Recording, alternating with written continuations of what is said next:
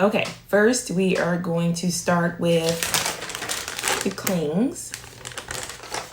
And I have a whiteboard, which I feel like it shows up very well with the clings. When I buy things, I always try to think about how they can be used for fun activities, and the activities I like to make them fun for me as well when I'm working with the kiddos. So a lot of these ideas that I'm coming up with are kind of right off the top of my head that I think of when I'm like, oh, that would be cute, or oh, this would be nice. So when I thought about the clings, I thought about attaching them to a whiteboard and then working on just basic receptive and expressive language skills, maybe vocabulary, maybe some grammar. We're talking about adjectives, putting sentences together, syntax, those types of things. Very simple, very fun, and very easy.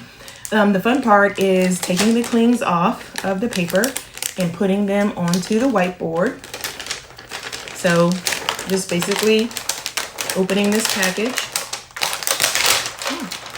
Not as simple as I thought. And then you're gonna peel the pieces off.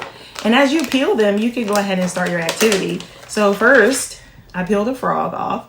We can talk about what color the frog is, what the frog sounds like, what the frog does. The frog is green. It says ribbit. It hops. And then we can put that into a sentence.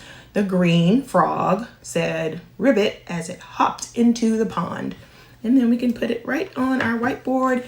And as I imagined, it sticks to the whiteboard. And then on here, we also have a little rabbit. So we peel this rabbit off. And we can talk about the rabbit in the same way. It's pink. It has 2 ears that helps it to hear. It has 2 eyes and a nose. It also hops like the frog does. So that brings me to how we can compare and contrast. So here we have a rabbit and we have a frog. What do both of the animals do? They both can hop. Well, what is different about the animals? Well, the rabbit is bigger than the frog, and the frog loves to go in the water, where the rabbit loves to stay on land. Rabbits eat carrots, frogs eat flies, those types of things. And so forth and so on with all of the other things that we have here. Like we have a flower here. The flower is purple on the outside and white on the inside. Maybe some prepositions there. We can count these little petals and talk about how many petals we have and create a sentence. We have our bee here. It's pollen season where I'm from, so it may be pollen season there where you are as well. We talk about our bees, what color they are, what good they do in nature for our flowers to bloom during this time of the year, during the spring, which is coming up very soon.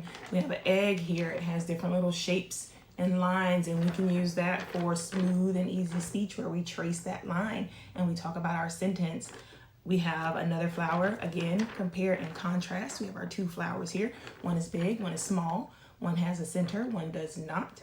And we also have all of these items together that you can put on this board. You can decorate it and talk about the grass and how the grass grows, or how the rabbits hop in the grass, or how the flowers bloom because the bees pollinate the flowers in the springtime. There are a massive amount of activities that you can do with this.